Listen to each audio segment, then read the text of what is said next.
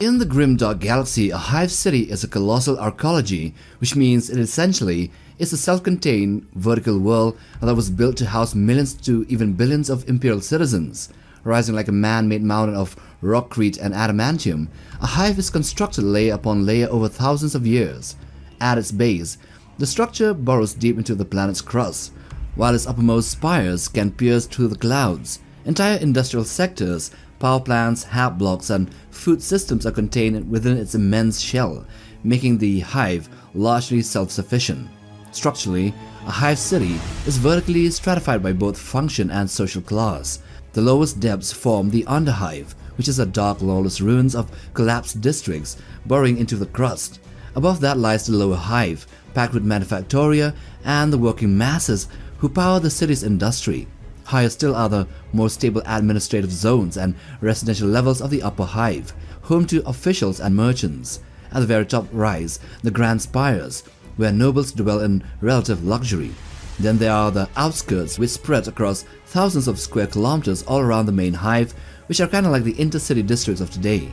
Anyway, while most hive cities follow this blueprint, there are those that deviate from the norm and exist as examples of human ingenuity. So the hive cities here in this video will start with being a little bit strange, but nothing to be shocked about, to the ones that will leave you flabbergasted. So let's get to them. We begin here with Gunmetal city of Scintilla. So one of the strange hive cities of 40k is found on a planet called Scintilla, and aside from another which we shall talk about later, this one breaks the norm and is way different from other hives. While most hives or hive cities spread across wide foundations and rise into massive layered towers, Gunmetal city can't really do that, as it was built inside the crater or the caldera of a gigantic volcano called Mount Tholos. The volcano's crater limits this base, so instead of spreading outwards, the city is forced to build almost straight up vertically. Thin steel spires rise up from the volcano's rim, and below them the middle levels are packed with huge foundries powered by the volcano's heat, constantly producing weapons and ammunition for the Imperium. The underhives and the lowest districts dig down deep into the planet's crust, which means it either goes through the lava flow or burrows beside the lava tunnels deep into the crust. And so this city here is always surrounded by magma, lava, or just heat. Next are the cavern cities of Nusquam Fundamentibus and Periramunda. So on the worlds of Nusquam Fundamentibus and Periramunda, there are hive cities that are not built upwards into the sky, but instead they are carved deep underground. These are cavern cities. They are dug out or built into massive cave systems and hollowed rock layers beneath the planet's surface. Instead of towering spires and skyline silhouettes, their structures stretch out through vast underground chambers. They are lit by artificial lights and powered by huge industrial cores. From the outside, you might barely even see anything at all, because most of the population lives far below ground. Now, even stranger than these are the hive cities of Land Under. So Land Under, now this is a pun of Down Under, Australia. The hive cities are built into one of the strangest ways in the entire 40k setting. Instead of rising up from the solid ground like normal hive cities, Land Under cities are hanging underneath gigantic floating tectonic plates. The planet's crust floats on a deep chemical ocean, which is filled with strange minerals, so the cities use ancient anti-gravity technology to stay suspended below the surface. That means most of each hive is actually underwater or under the ocean, clinging to the underside of the planet's crust. Above the surface you might only see small sections or spires, but the bulk of the population lives deep below, surrounded by rock and ocean. Hive City's brig is the most unusual of them all. Part of it stretches upwards into tall spires that pierce the sky, while most of the hive sinks down more than 5 kilometers beneath the ocean's surface. The underwater portion is massive. It is wide and wrapped in thick mineral stone that slowly forms around it because of the strange energy fields of the ancient generators that are dated back to the Dark Age of technology. These generators even pull minerals out of the ocean to build up the landmass around the hive. This makes Land Under's cities feel less like hive cities of the Imperium, and more like gigantic machines or even upside down starships buried deep into the rock.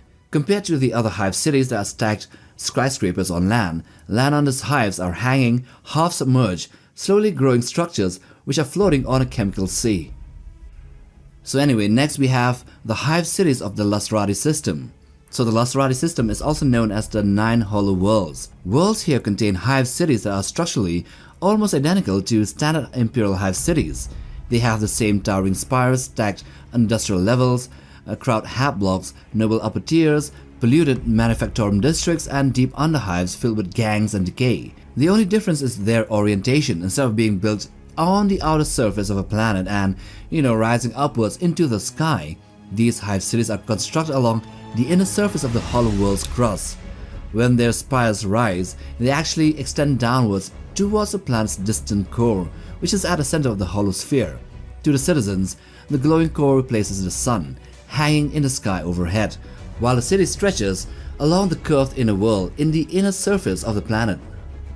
So while the earlier entries are actually underground cities, these ones here are on the ground. These are the walking cities of Scintilla, Zaith, and Terra. These are some of the strangest of the hive cities of the Imperium. They are mobile walking cities. On Terra, there are legends of a massive industrial walking city that slowly marches along the planet's equator. Unlike the usual towering spires locked to bedrock, this city is built on colossal mechanical foundations, constantly moving as it carries factories, hab blocks, and manufactorums across the surface of humanity's homeworld. On another planet called Scintilla, the city of Ambulon is even stranger. The entire settlement is mounted on the back of an ancient walking machine that strides across unstable rocky terrain. Believed to be pre-imperial in origins, the machine predates the Imperium's control of the sector, and over time a full city grew on top of it, turning the construct into a slowly moving hive in its own right. Meanwhile, on the war-ravaged world of Zaith, entire city-sized vehicles crawl on the surface of a toxic battle-scarred continent. These are not just cities but forest platforms bristling with weapons, protecting their populations from radiation and also constantly warfaring against each other. Now, if you think walking cities are strange, then what about swimming ones? This here is his glorious shield cityship of Jorungard. Seen in Imperium Maledictum, his glorious shield is a massive cityship that sails the icy seas of Jorungard, a harsh, windswept world. It is built from steel and rusting metal. The vessel stretches for miles and carries nearly 13 million Imperial citizens, making it one of the many enormous floating cities that roam the planet's oceans.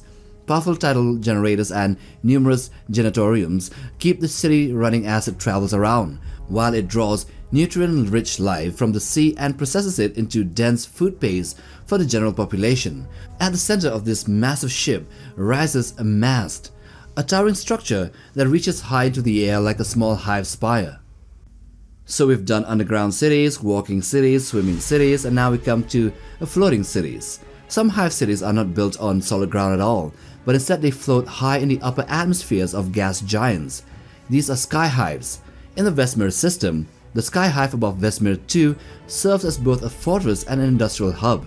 Suspended above the swirling clouds of this planet, it is linked into the planet's surface below by massive elevated mine shafts that plunge down through the atmosphere into the surface to harvest raw materials.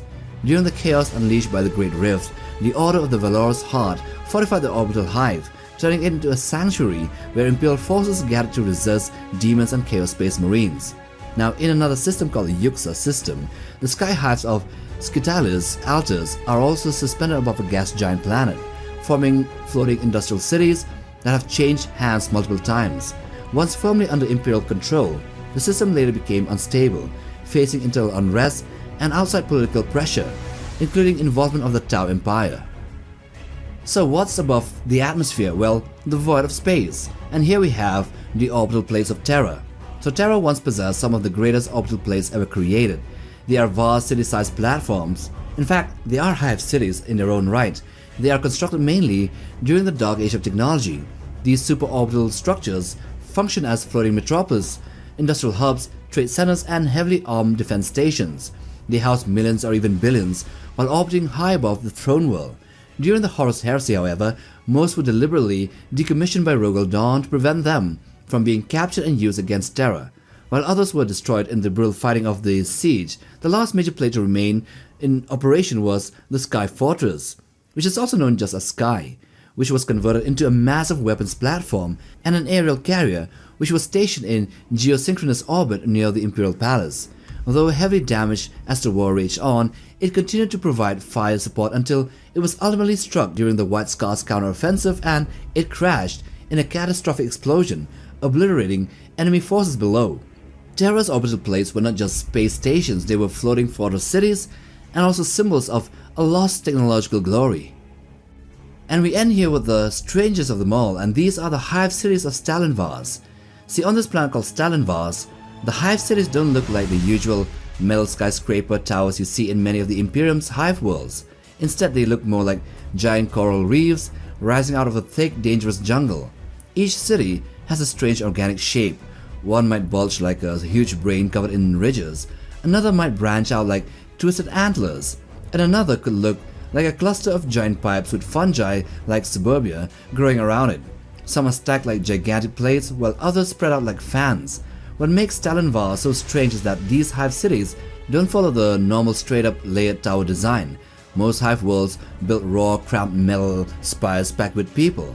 Stalinvar cities spread out. They curve, they branch, they bulge in wild shapes, almost like living things. They also sit in the middle of a massive weapon testing ground.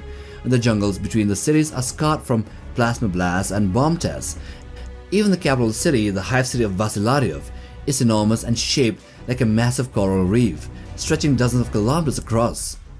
So while normal Hive cities of the Imperium follow the strata of Underhive, Lower Hive, mid-levels, the towering spires and all that, there are these strange cities that are found everywhere, and maybe there are some more that we don't know, so put them down in the comment section below. And with that, we end this video. Now, do hit the like button for support, and also for the ones holding their phones in their hands, well, you know the drill. Click the hype option to push this content further.